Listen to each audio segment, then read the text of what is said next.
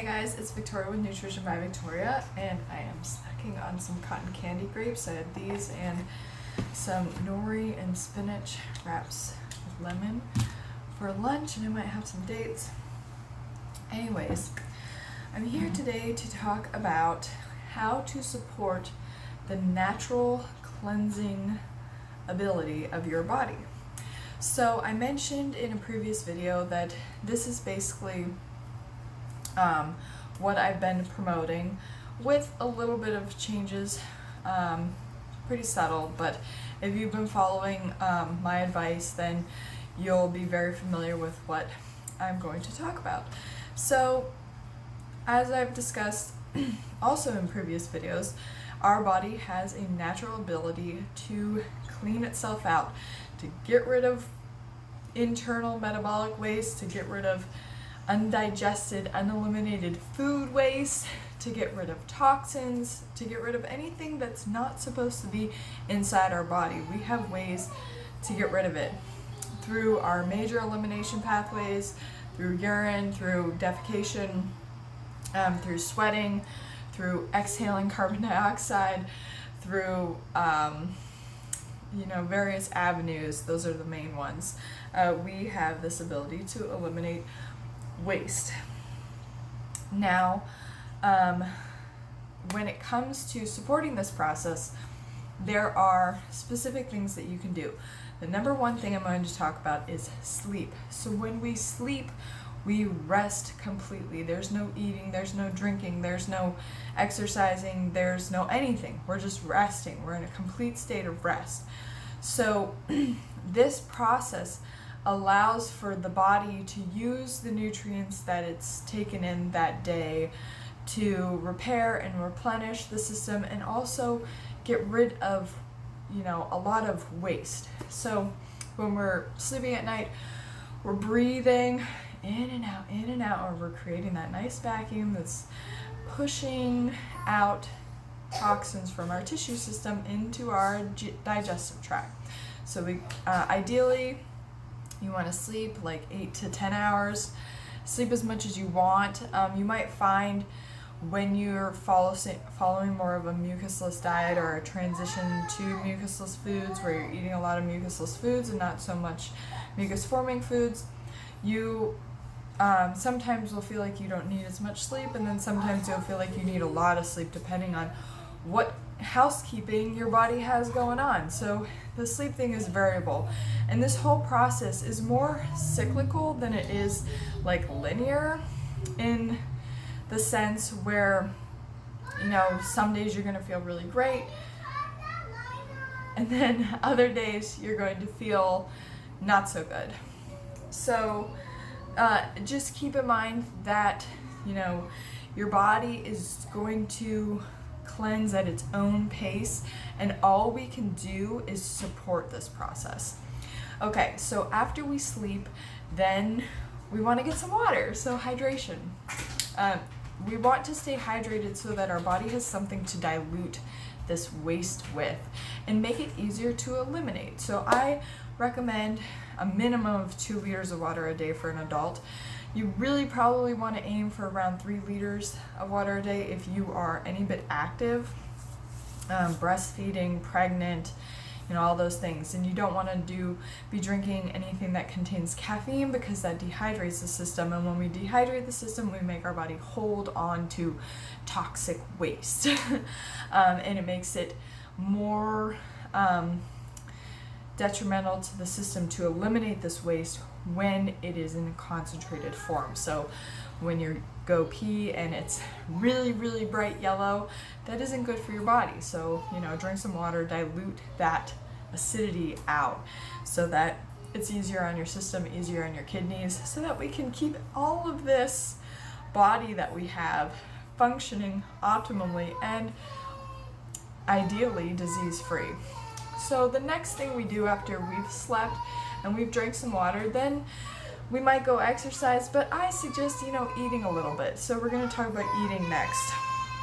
Ideally, you want to break your fast with some fruit or with some juice. I recommend fruit because it contains the fiber and all the nutrients and you know, if we were animals out in nature, if you go watch monkeys at the zoo or something, these animals are eating whole plant foods. They're not drinking juice, they're eating plant foods. And I have nothing against juice, but you don't want to make the bulk of your diet juice. You want the bulk of your diet to be whole plant foods, fruits and vegetables.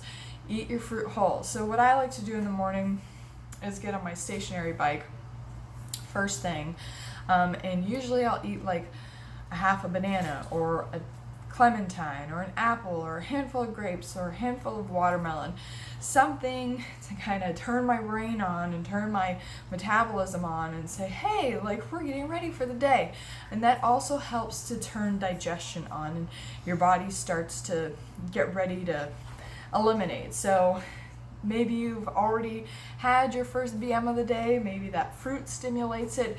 Water and fruit can stimulate BMs or bowel movements when you first wake up in the morning, and that is that waste that accumulated from overnight, from undigested food, from all the fiber that you're eating, from plant material that didn't get used up. It's coming out, and it's going to be mixed with the stuff that your own body is secreting for waste as well.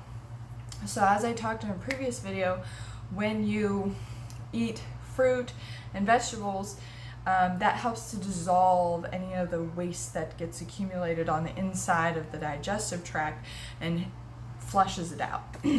Okay, so then we maybe go do our exercise next. So I definitely recommend exercising daily, even though you don't need to exercise in order to cleanse your body. It's just something that you do from the minute you are born into this world to the minute you die. It's one of the major functions of the body in order to keep it alive.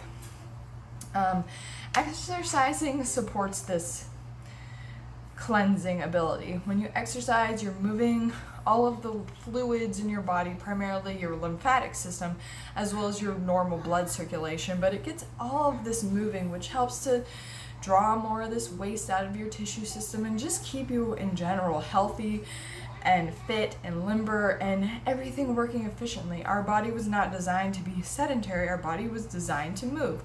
Now, you don't need to do overtraining or over exercising and doing a ridiculous amount of kilometers on the bike or miles jogging a week, but you do want to, break a little bit of a sweat, do some breathing, some strenuous breathing every now and then. But in general, I recommend 95% of the people that I work with, their training is talking pace, where you're building up your heart rate, but you're still able to maintain a conversation. And then the other 5% is maybe where you're, really pushing it. So again, these are all things that I've talked about. Let's talk more about the diet. So when you're eating fruits and vegetables at every meal, you are helping to eliminate waste that builds up on the inside of that GI tract. And then you go and you get rid of it in the toilet. So ideally, fruit for breakfast, a big fruit meal after your kind of little pre-workout snack. And for exercising, I recommend 30 to 60 minutes a day of some kind of talking pace exercise. I prefer cycling. I also jog 3 times a week. I also do yoga and calisthenics and some weight training, just, whatever I feel like I need to do to support my body. Yoga is also really great for helping to get into like the joints and other areas that maybe don't get a whole lot of attention for, because waste can accumulate there too. It all depends on your genetic predisposition of where your body stores this stuff that, that it takes in or that your cells create.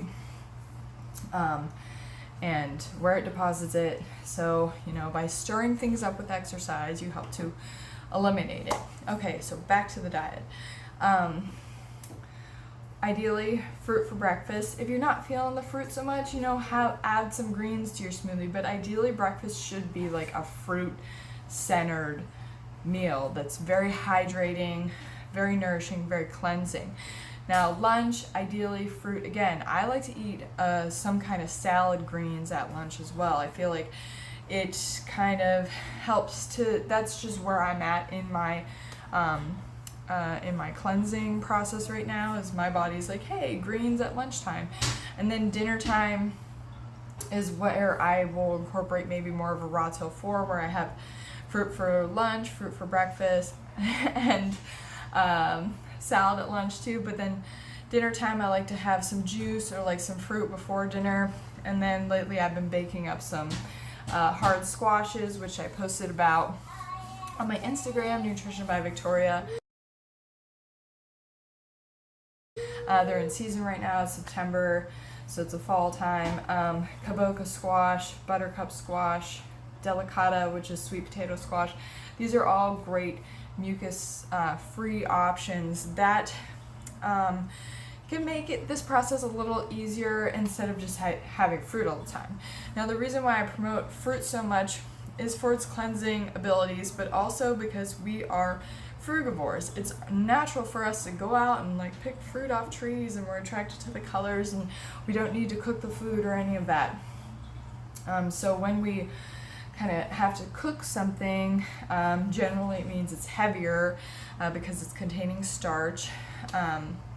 And that just makes it a little bit harder on digestion. It changes things a little bit, and it just slows down the elimination process. So that's where cooked foods, if that's where you're at, have your cooked fruits, your squashes for breakfast, lunch, and dinner, along with vegetables. It all depends on where you're at in the transition. So if being on a fruit-based diet is really uncomfortable, is causing a lot of digestive distress, just doesn't feel good, it means that you need to slow things down with your transition and incorporate more starchy root vegetables and green leafy vegetables into your routine. So I don't want this video to be too long. I'm going to cut it off there.